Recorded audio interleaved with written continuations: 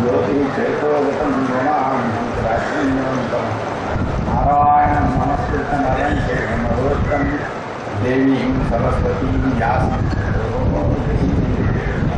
నిగమకల్పతరో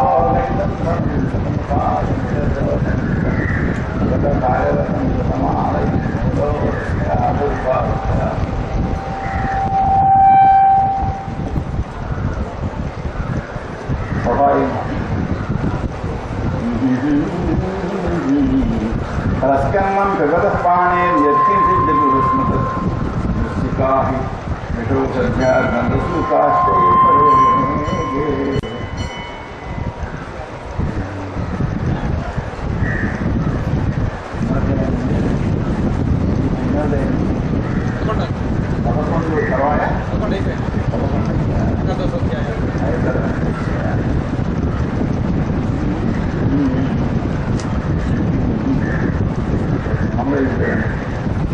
బలిష్ట ఉసరసాస్పృష్ట ప్రత్యాపన్నేంద్రియస్మృతి పరాజితోపి నాకించతో లోకతత్వ విచక్షణ ఇది శ్రీమద్భాగవతే మహాపురాణే ఏకాదశోధ్యాయ స్మాత్మనుస్మృతిర్నారదాభ్యాం నమః హరే నమః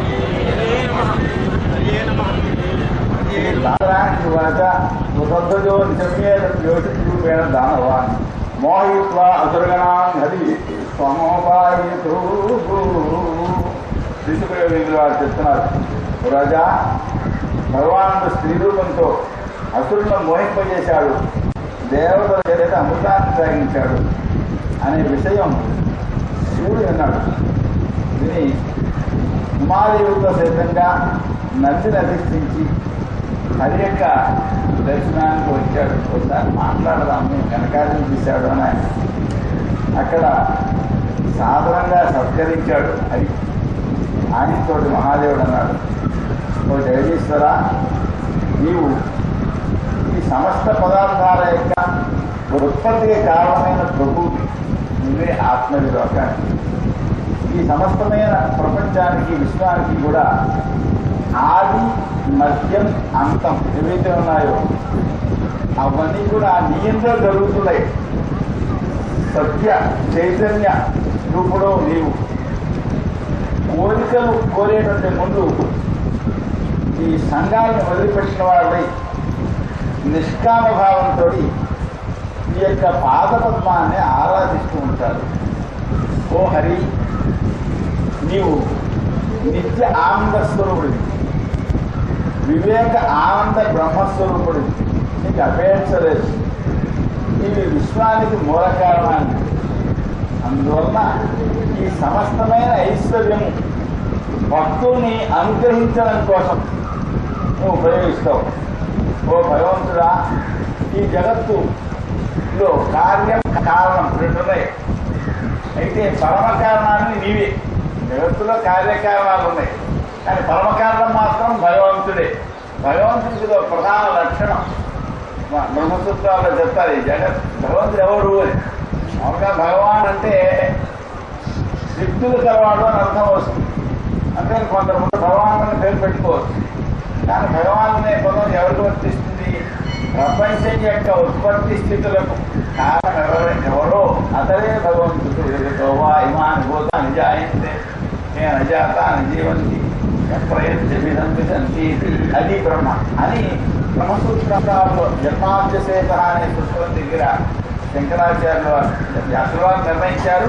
శంకరాచార్యుల వారు ఆ విషయాన్ని వివరించారు. నిన్నే వేదాంతులు బ్రహ్మ అంటారు, నిన్నే మీమాంసకులు ధర్మం అంటారు. మనకు ఏమని చెప్తారంటే ఇతిహాస పురాణాల చేత వేదాన్ని ఉపగ్రహణం చేయాలి అంటారు, వేదాంతాన్ని నిర్ణయం చేయాలి అని. వీళ్ళు మీమాంసకులు భగవంతుని గురించి చెప్పరు అని ఒక వాదం. వాళ్ళు ధర్మాన్ని గురించి చెప్తారు. ఏమండి, ఉపనిషత్తుల్లో బ్రహ్మ గురించి చెప్తారు అని. అంటే వేదంలో పూర్వభాగం ధర్మాన్ని గురించి చెప్తుంది, ఉత్తర భాగం బ్రహ్మాన్ని గురించి చెప్తుంది. ఇక్కడ పురాణం సమన్వయం చేస్తుంది. ఏది ఉపనిషత్తుల చేత బ్రహ్మం చెప్పబడుతుందో అదే వేదం చేత ధర్మమని చెప్పబడుతుంది. అది ఇది భిన్నం కాదు, ఒకటే. అదే ఇక్కడ వాసుదేవుడు అని చెప్పడం జరుగుతుంది. అది విశేషం. ఇక్కడ మనం వాసుదేవుడు భగవంతుడు ఎవరిని అంటున్నాం? ఉపనిషత్తులో బ్రహ్మాన్ని చెప్పబడేదాన్ని. ఈ సమన్వయం అనేది మనకి సంప్రదాయం ప్రసాదించింది. ఈ సమన్వయం తెలియనటువంటి వాళ్ళు పాశ్చాత్యులు మన వేదాన్ని వాటిని పరిశీలించి ఉపనిషత్తులో బ్రహ్మ గురించి చెప్పారు, వేదాల్లో మరింకేదో ఉంది, పురాణాల్లో ఇంకోటి ఉంది అని అంటారు. ఇంత వేరు వేరంటారు. ఇది వేరు వేరు కాదు, ఒకటే తత్వము. సాంఖ్యులు ప్రకృతి పురుషుల కంటే పరమమైన పురుషుడు అని చెప్తారు. పాంచరాత్రాగమ వాళ్ళు విమల, ఉత్కర్షణి, జ్ఞాన, క్రియ, యోగ, పృథ్వీ, సత్య, ఈశాన, అనుగ్రహ అనే 9 శక్తులతో కూడిన మహానుభావుడు అని చెప్తారు. అంటే పాంచరాత్రాగమం వేరే ఎవరినో చెప్పట్లేదు. ఏమండి, అలాగే పాతంజలుడు యోగశాస్త్రంలో మహాపురుషుడు అంటారు. ఈ పేర్లు ఉండవు అక్కడ. యోగశాస్త్రంలో మహాపురుషుడునే అంటారు. మహాపురుషుడిని ధ్యానం చేయాలి, ప్రణవం ఆయనకు వచకమో అని చెప్తారు. ఆయన వేరు వీళ్ళు వేరు అని వ్యాఖ్యానిస్తారు. కానీ వాస్తవం కాదు, ఉన్నది ఒకటే తత్వం. ఆ తత్వాన్ని ఇన్ని మార్గాల్లో వేరువేరు పేర్లలో ఆరాధిస్తూ ఉంటారు. ఓ స్వామి, నీ చేత సృష్టించబడినటువంటి ఈ విశ్వాన్ని బ్రహ్మ, మరీచి మొదలైనటువంటి వాళ్ళు కూడా తెలుసుకోలేరు, ఇక ఇతరులు తెలుసుకోలేరని చెప్పడంలో ఆశ్చర్యమే ఉంది. ఓ భగవంతుడా, ఈ సమస్త జగత్తుకి బంధాన్ని, మోక్షాన్ని, మరి జన్మ, స్థితి, వినాశం వీటన్నిటినీ నీ వెలుగుదు. ఆ ఎరిగిన వాడే భగవంతుడు అంటారు. వినాశించాన్ని వీటిని ఎవరైతే తెలుసుకుంటారో ఆయన్నే భగవంతుడు అని చెప్తారు. ఓ ప్రభో, సత్వం మొదలైన గుణాలలో రమించేటటువంటి నీకు ఎన్నో అవతారాలు ఉన్నాయి. వాటిని నేను చూశాను. ఇప్పుడు ఇదిగో ఈ మోహిని రూపాన్ని చూశాను. మోహిని రూపం చూడాలనుకుంటున్నాను. అంతకుముందు శివుడు మిగిలిన అవతారాలు చూశాడు. ఇప్పుడు మోహిని రూపాన్ని చూడాలని వచ్చాడనమాట. ఈ రూపం చేత దైత్యులను మోహింపజేశావట. దేవతలు అమృతాన్ని సాగించావట. ఆ రూపం చూడడం కోసమే మేము వచ్చాము అని శివుడు కోరాడు. భగవంతుడు నవ్వాడు. ఆయన అంటాడు, శివ, అమృతార్థం వాళ్ళు అపహరించుకుపోయారు దైత్యులు. అప్పుడు దేవతల కార్యాన్ని నిర్వహించడం కోసం సరదాగా మోహిని వేషం వేద్దామని వేశాను అని అన్నాడు. మంత్రశాస్త్రంలో అంటారు, విష్ణుమూర్తి లలితాదేవిని ధ్యానం చేసి లోకాన్ని మోహింపజేశాడు అంటే అదే మోహిని రూపం అని. అంటే ఏ రూపాన్ని భావిస్తే ఆ రూపం ఏర్పడుతుంది అని అన్నమాట. ఏమండి, కాబట్టి నేను స్త్రీ వేషాన్ని ధరించాను. కాముకులకు కామాన్ని కలిగించేటువంటి ఆ రూపం నీకు చూపిస్తాను అని అంటున్నాడు ఆయన. అంటూనే ఆయన అంతర్ధానాన్ని పొందాడు. ఎక్కడికి వెళ్ళిపోయాడప్ప? చుట్టూ చూస్తున్నాడు. ఎవరు? శివుడు. చూస్తూ ఉంటే ఎక్కడ కనబడలేదు. అంతలో విచిత్రమైనటువంటి పుష్పాలతోటి ఎర్రటి చిగుళ్లతో ఉండే ఉపవనం ఏమండి కనపడింది. ఆ ఉపవనంలో బంతి ఆడుకుంటేటువంటి ఒక ఆమెకు సుందరి కనపడింది. అద్భుతమైన సౌందర్యంతో ఉన్నది. ఆమె మరి ఆ బంతిని ఇలాగా నేల మీద వేసి కొట్టి ఆడుతుంటే శరీరం, హృదయం కదిలిపోతున్నది, హారాలని కదిలిపోతున్నాయి. ఆమె అడుగులు వేస్తుంటే ఎంత సుకుమారంగా ఉన్నది. నడుము, సన్న నడుము ఊగిపోతున్నది. చెరించేటువంటి పాదాలు అనేటువంటి పల్లవాల్ని, అంటే చిగుళ్ళ వంటి పాదాలను అటు ఇటు మెల్ల కలుపుతున్నది. ఏమంటే అన్ని దిక్కుల్లో బంతి కదిలిపోతుంటే చపలమైనటువంటి కళ్ళతో ఆమె ముఖం అటు ఇటు తిప్పుతోంది. చెవులుకుండేటువంటి కుండలాలు, నల్లటి కేశాలు ముఖం మీద పడిపోతున్నాయి. కుండలాలు కదిలిపోతున్నాయి. ఏమంటే వస్త్రం శిథిలమైపోతున్నది. తలలో ఉండే పూలు రాలిపోతున్నాయి. సుకుమారమైనటువంటి చేతులతోటి ఆమె ఓ చేత్తో ఆ బంతి ఆడాడుతోంది, ఇంకో చేత్తో ఆ జుట్టు సరి చేసుకుంటోంది, వస్త్రాన్ని సరి చేసుకుంటున్నది. ఆ మోహిని చూశాడు. ఆమె అలా చూస్తూ ఒక్కసారి ఓ సన్నని చూపు, మృదువైనటువంటి ఆ చూపు శివునిపై ప్రసరింపజేసింది. పార్వతిని మర్చిపోయాడు ఆయన. తన చుట్టూ ఉండేటువంటి గణాలని మర్చిపోయాడు. ఆమెనే చూస్తున్నాడు. ఆమె చేతిలోంచి బంతి కాస్త దూరంగా పడింది. బంతి వెంట ఆమె పరిగెడుతున్నది. పరిగెడుతుంటే ఆ శివుడు చూస్తుండగానే దారి వలన ఆ వస్త్రం కాస్త అది దూరంగా ఎగిరిపోతున్నది. శివుడు మనోహరమైనటువంటి ఆమె రూపాన్ని చూశారు. చూసి ఆమెను వివాహమాడాలి అని చెప్పి భ్రాంతి పడ్డాడు. అంటే మనకు వచ్చిందన్నమాట. ఆమె యొక్క సౌందర్యం చేత ఆయన విజ్ఞానం అంతా కూడా మర్చిపోయాడు. కామంతో కూర్చున్నాడు. పక్కన పార్వతీదేవినే మాట మర్చిపోయాడు. శివుని మర్చిపోయాడు. ఆ మోహిని వెంట పడ్డాడు. ఆమె చిక్కుతో పారిపోతున్నది. ఓ చెట్టు నుండి ఇంకో చెట్టు దగ్గరికి వెళ్ళి చెట్ల వెనక రాకుంటున్నది. ఓ తోట ఉండటం లేదు. శివుడు ఈ ఆడ ఏనుగు వెంట పడిన ఏనుగు వలే కామానికి లోబడ్డవాడే ఆమె వెంట పడ్డాడు. అతివేగంగా వెళ్ళి ఆమె యొక్క కేశాలను చేతితో పట్టుకుని ఆమెను గట్టిగా కౌగిలించుకున్నాడు. ఆ మెల్లగా ఆ చేతుల్లో తప్పుకున్నది యుద్ధంతా చెదిరిపోతుంటే ఆయన యొక్క చేతులను తప్పించుకుని పారిపోయింది. ఇలాగా శివుడు తాను ఏ కాముణ్ణి ఓడించాడో అతని చేత ఓడిపోయినట్టయింది. త్రిరూపధారి ఏంటంటే విష్ణు వెంట పరిగెడుతున్నాడు. ఇలా పరిగెడుతుంటే అమోఘమైనటువంటి వీర్యం కలిగిన ఆ శివుని యొక్క వీర్యంతో చెల్లించింది. ఆ వీర్యం భూమిపై ఎక్కడ పడితే అక్కడ బంగారం, వెండి, గనులు ఏర్పడతాయి అంటారు. ఆయన హిరణ్యవేషలోని పేరు ఆయనకి. ఆ శివుడు ఆ మోహిని వెంట పడుతున్నాడు. ఎన్నో నదుల వెంట, నదీ తీరాల వెంట, శిలాల వెంట తిరుగుతున్నాడు. ఏమండి, ఎక్కడెక్కడ ఋషులుండే చోట్ల కూడా వెళుతున్నారు. రాజా, ఎప్పుడైతే వీర్యం స్కరించిందో శివుడు ఒక్కసారి తాను చేరుకున్నాడు. విష్ణు మాయ చేత తాను జడమయ్యాడు అని చెప్పి గ్రహించాడు. మోహం తొలగిపోయింది. జగదాత్మైనటువంటి ఆ విష్ణు యొక్క మహాత్మ్యాన్ని తెలుసుకున్నవాడే శివుడు ఆశ్చర్యపడ్డాడు. తానే మోహాన్ని పొందానే. అప్పుడు విష్ణు తన రూపంతో అక్కడ దగ్గర వచ్చి కలతగా ఉండేటువంటి అక్కడ కలతగా తొలగినటువంటి శివుణ్ణి చూసి ఆ విష్ణుమూర్తి ఆయన అతి ప్రేమతో అభినందిస్తూ ఇలా దొరికాడు.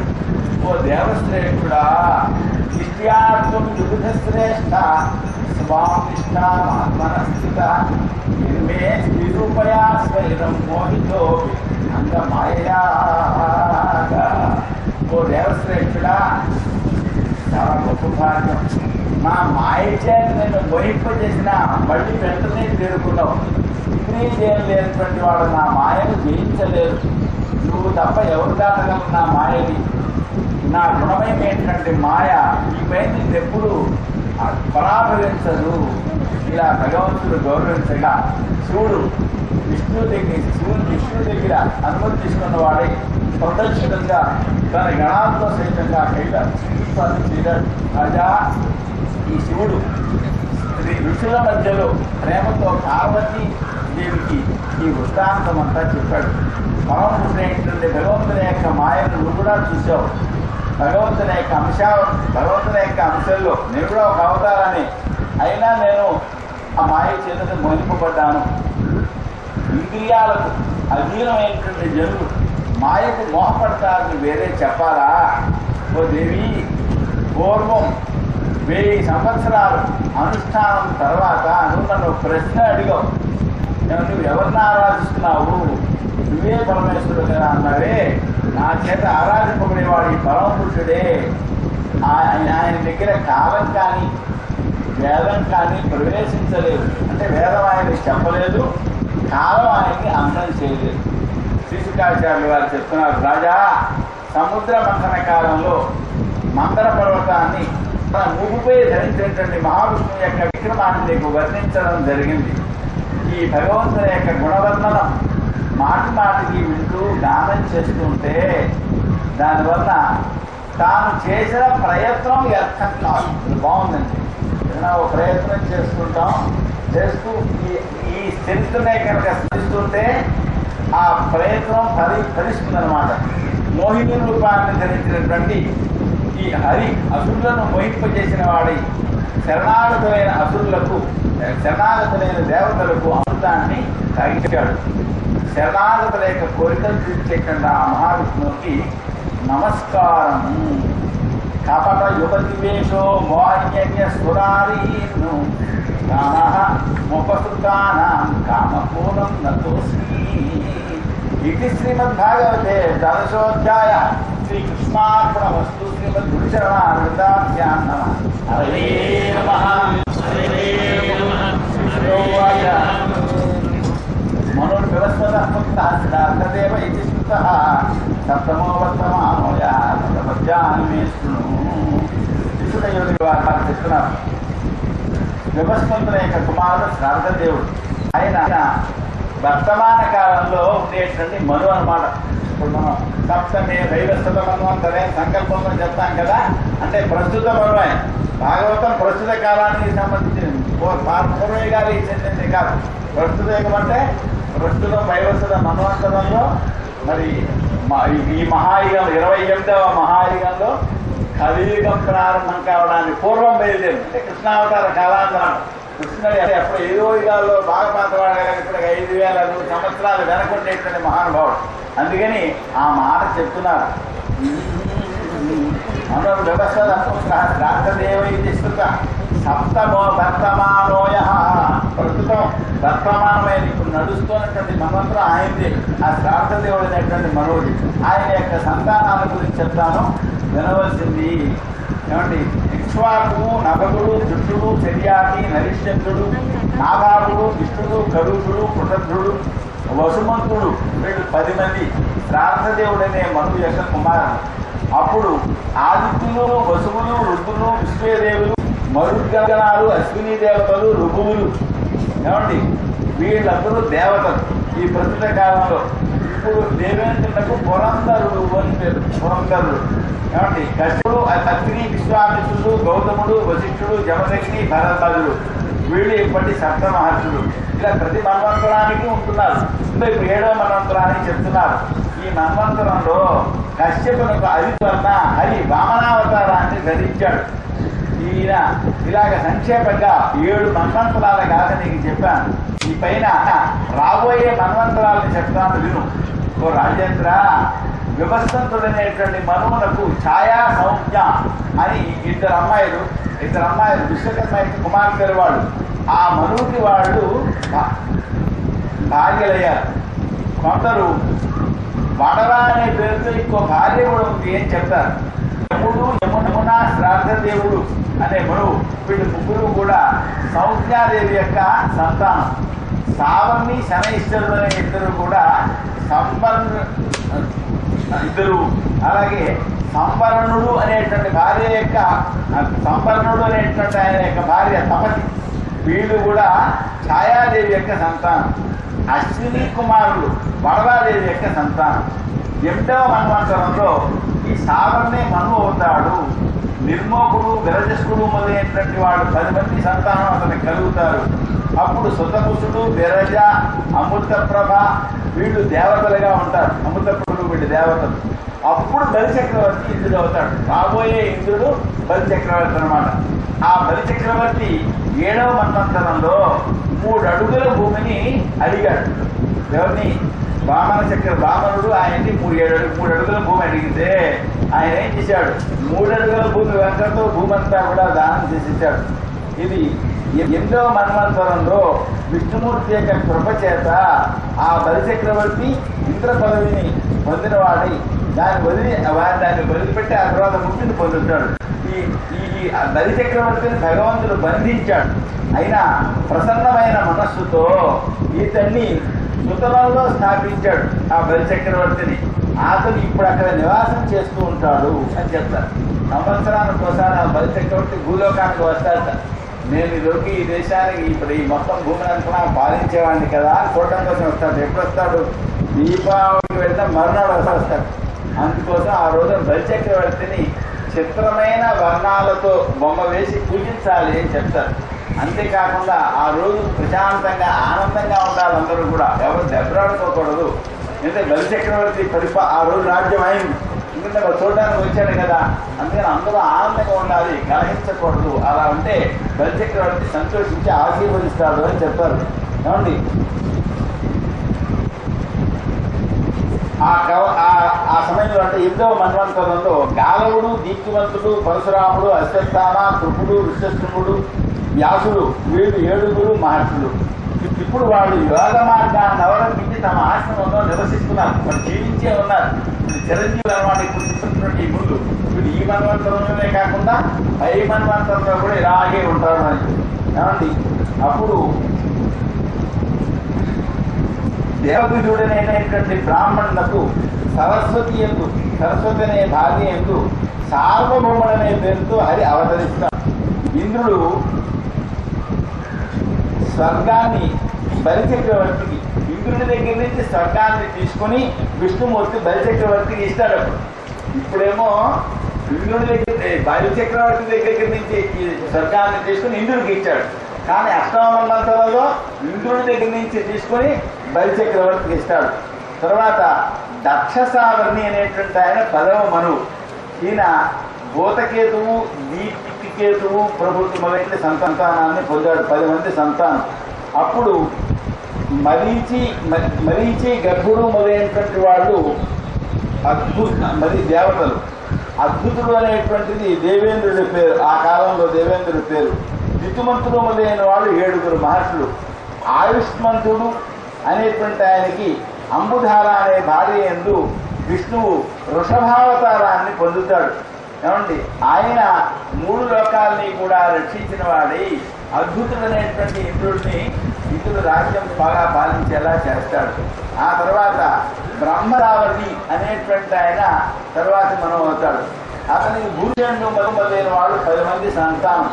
అవిష్మంతుడు, సుకృతుడు, సత్య యందు భగవంతుడు ధర్మసేతు అనే పేరుతో అవతరిస్తాడు. మనం భగవంతుని యొక్క అవతారాలు 10 కాదు అనుకున్నాం, ఆయన అవతారాలు 10 ఉన్నాయి.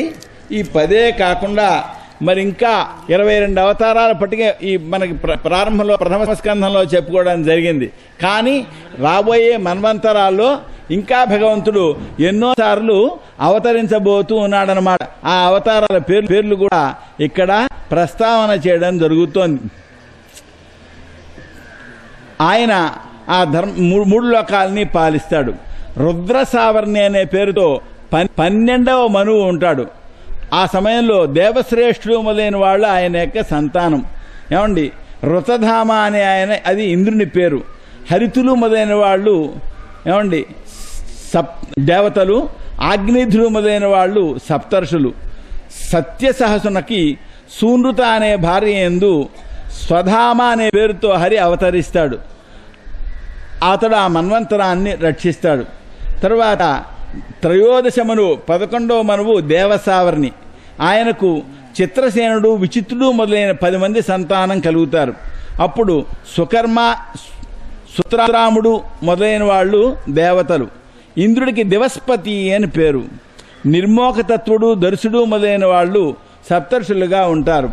దేవహోత్రునకు బృహతి అనే భార్య యందు హరి అవతరిస్తాడు. యోగేశ్వరుడు అనే పేరుతో అవతరిస్తాడనమాట. అప్పుడు ఇంద్రసావర్ణి అనే ఆయన 14వ మనువు అవుతాడు. అతనికి ఉరువు గంభీర బుద్ధి మొదలైన వాళ్ళు 10 మంది సంతానం. అప్పుడు పవిత్రుడు, చాక్షుషు మొదలైన వాళ్ళు దేవతలు అవుతారు. అప్పటి ఇంద్రుడి పేరు శుచి అని చెప్తారు. ఏమండి అగ్నిబాహువు, శుచి, శుద్ధుడు, మాగధుడు మొదలైన వాళ్ళు 7 మహర్షులు. అప్పుడు సత్రాయణకు వితాన అనే భార్య యందు బృహద్భానుడు అనే పేరుతో హరి అవతరిస్తాడు. అతడే కర్మ మార్గాన్ని విస్తరిస్తాడు.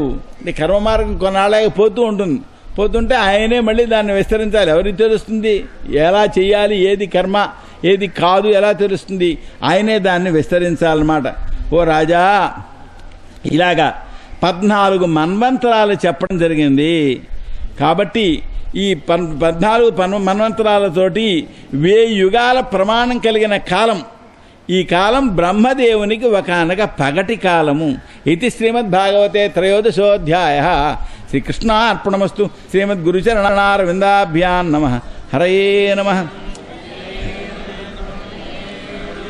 రాజోవాచ మన్వంతరేషు భగవన్ యథా మన్వాదయస్తు మే యస్మిన్ కర్మణి ఏ నా నియుక్తాస్తద్వదస్వమే. రాజుగారు అడుగుతున్నారు, ఈ మన్వంతరాల్లో ఈ మనువులు మొదలైన వాళ్ళ గురించి చెప్పారు కదా, ఎవరు ఏ కర్మ యందు నియోగించబడినారో ఆ వివరాన్ని చెప్పవలసింది అంటే శీశుక యోగేంద్ర వారు చెప్తున్నారు. మనువులు, మనుపుత్రులు, ఋషులు, ఇంద్రుడు మొదలైన దేవగణాలు ఇవి భగవంతుని యొక్క అవతారాలు.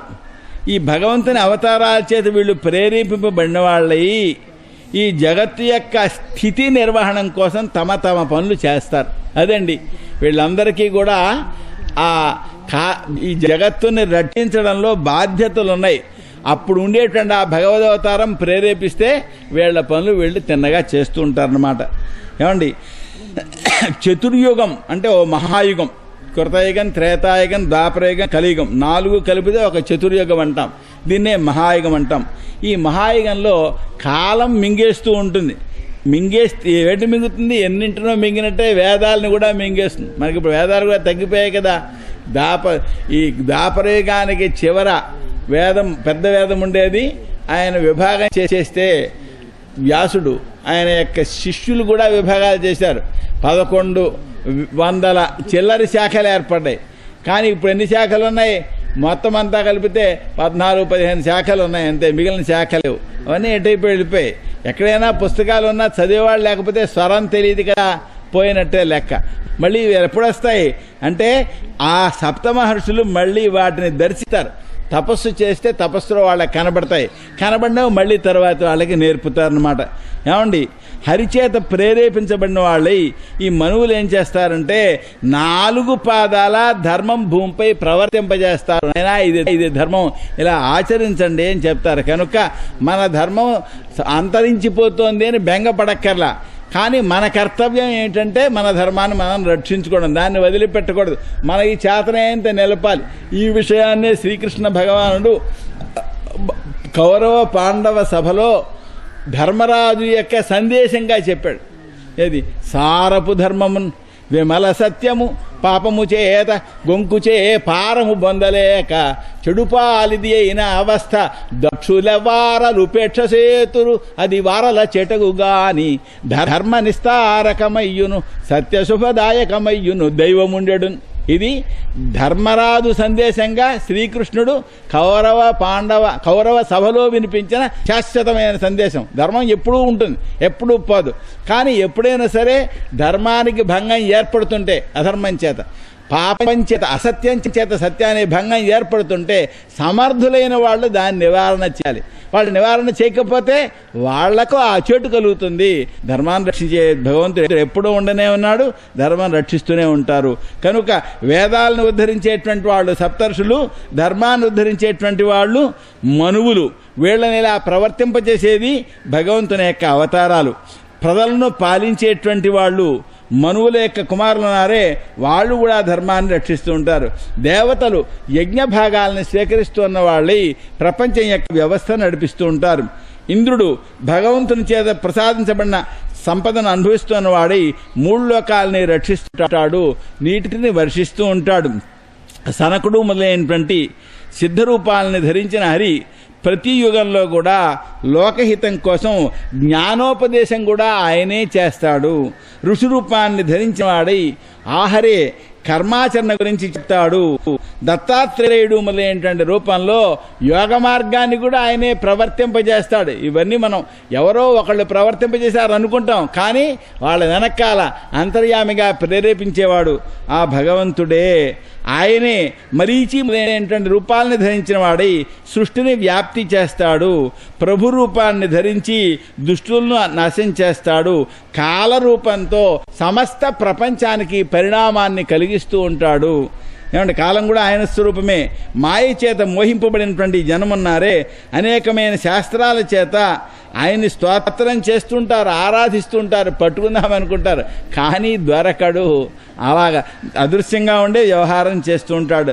రాజా, అవాంతర కల్పన యొక్క ప్రమాణాన్ని గురించి నేను నీకు చెప్పడం జరిగింది. ఇలాంటి మన్వంతరాలు 14 ఉన్నాయి అని చెప్తారు. ఇది శ్రీమద్భాగవతే 14థోధ్యాయ. శ్రీకృష్ణార్పణమస్తు. శ్రీమద్గురుచరణారవిందాభ్యాం నమః. హరయే నమః.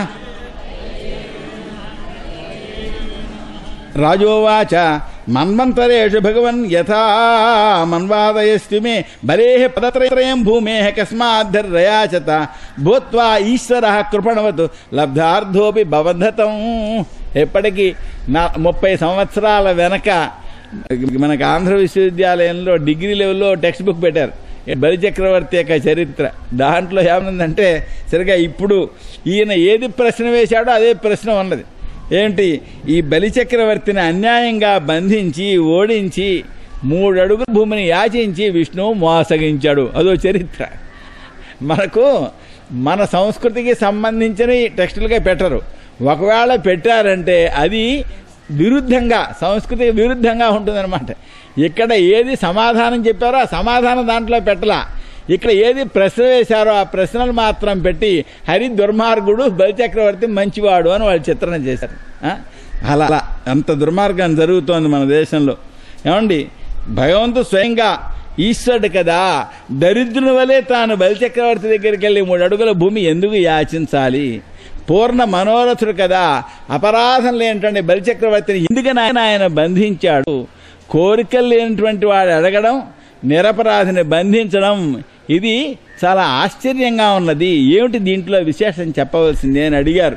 అంటే శుశుకాచార్యుల వారు చెప్తున్నారు, రాజా, రణంలో ఇంద్రుని చేత ఓడింపబడిన బలిచక్రవర్తి శుక్రాచార్యుని యొక్క వంశం వాళ్ళు బ్రతికిస్తే భృగువులను అంటే శుక్రవంశీయులను సర్వాత్మన ఆరాధించాడు.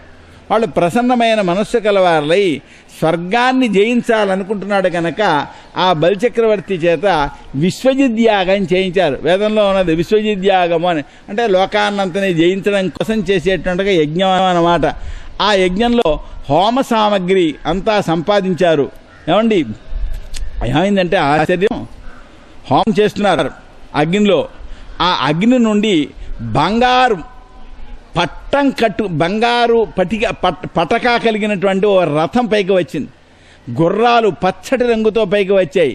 దివ్యమైన ధనస్సు ఒకటి వచ్చింది. అక్షయమైన బాణాలు వచ్చాయి. అక్షయమైన బాణాలు కలిగిన తూణీరాలు వచ్చాయి. కవచం వచ్చింది. ఎక్కడి నుంచి వచ్చింది? అగ్నిహోత్రంలో నుంచి వచ్చింది.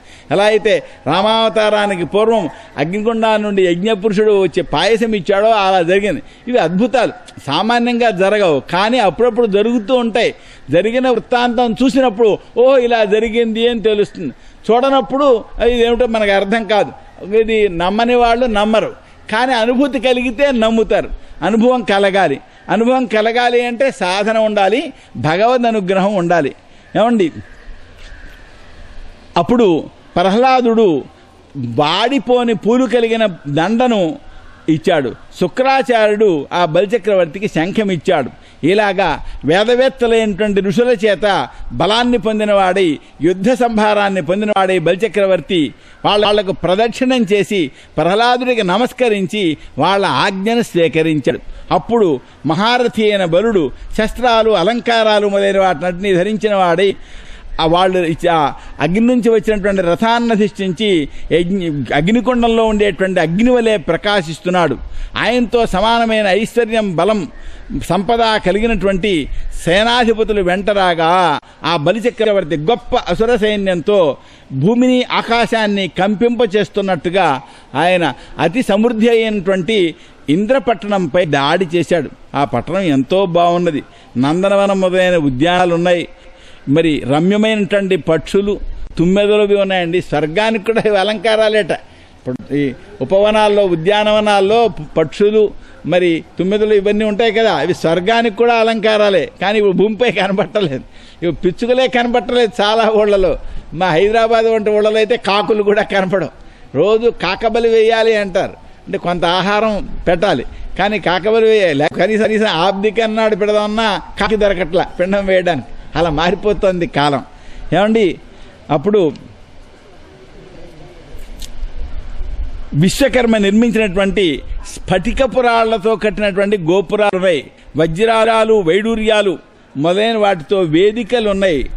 ఏమండి, అక్కడ విమానాల్లోనే సంచారం చేస్తుంటారు. అక్కడ 10 కోట్ల విమానాలు ఉంటాయి ఆ దేవతలకు.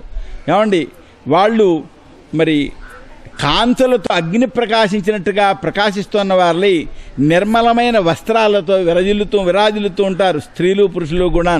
అక్కడ దేవకాంతల యొక్క ఈ కేశాల నుండి పడిపోయినటువంటి కమలమాలలు, పుష్పాల మాలలు ఉన్నాయే, వాటి సౌరభంతో వాయువు వీచుతూ ఉంటాడు. అంటే కమల సుగంధం వస్తుంటుందన్నమాట.